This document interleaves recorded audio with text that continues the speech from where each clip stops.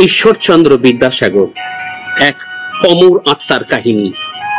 26শে September 1820 সালের মেদিনীপুর জেলার বীরসিংহ গ্রামে জন্ম নেন ঈশ্বরচন্দ্র বিদ্যাসাগর। নাম শুনলেই মনের ভেতরে জাগে এক গভীর সম্মান আর আবেগের স্রোত। তিনি শুধু একজন শিক্ষাবিদই নন, তিনি ছিলেন এক অনন্য সমাজ সংস্কারক। যিনি নিজের জীবন উৎসর্গ করেছিলেন মানবতার উন্নতি আর নারীর অধিকার প্রতিষ্ঠার জন্য। বিদ্যাসাগরের জীবনের প্রতিটি পদক্ষেপে ধরা পড়ে তার মনের কোমলতা আর অপরিমেয় সহানুভূতি। জন্মের পর থেকে দারিদ্র্য ও কষ্টের জীবন কাটিয়ে দিয়েছিলেন তিনি। ছোটবেলায় কঠোর পরিশ্রমের মধ্য দিয়ে তিনি শিখেছিলেন জীবনের গভীরতম পাঠ। শিক্ষার আলো দেখার জন্য ছুটেছিলেন কলকাতার পথে, যেখানে তার অধ্যবসায় তাকে এনে দিয়েছিল বিদ্যাসাগর উপাধি, অর্থাৎ জ্ঞানের সাগর। তার আর জন্মদিনে আমার এক ছোট্ট প্রয়াস।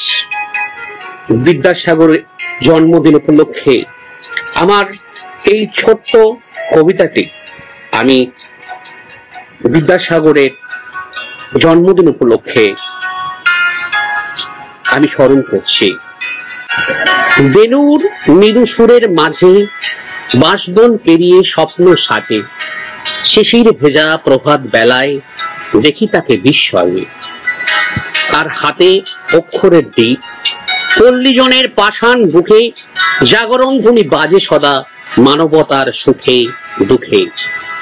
তার চরণ ধুলির ছোঁয়া তৃপ্ত নীলাকাশের ভরা, বিশ্বজোড়া সেই দয়ার আলো, আলোকময় জীবন ধারা।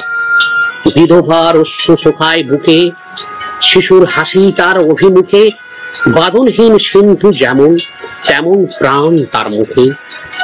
সে তো শুধু বিদ্যা নয়, সে তো মধুর মানব সমুদয়।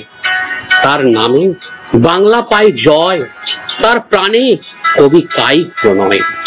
হে বিদ্যাসাগর, তুমি রবির মতন, আলোক ছায়ার অপার মিলন। তুমি যে আছো মননে প্রাণে, বাংলার প্রাণ তুমি চিরকাল, শান্ত নিবিড় অশেষ মানে। ধন্যবাদ।